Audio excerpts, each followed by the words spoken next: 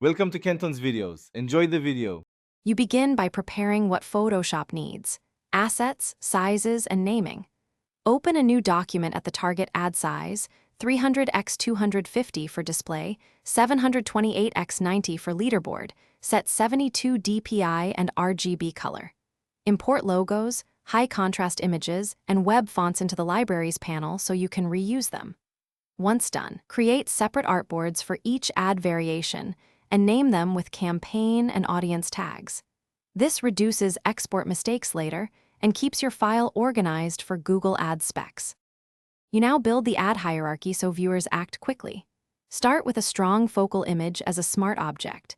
This preserves quality when exporting. Place a clear headline with contrast above or beside the image. Make the CTA a distinct color and group it with a small icon for click intent. Use guides to keep text inside safe margins and apply adjustment layers so color and exposure match across sizes. Make sure to test copy length, because shorter headlines convert better in tight spaces.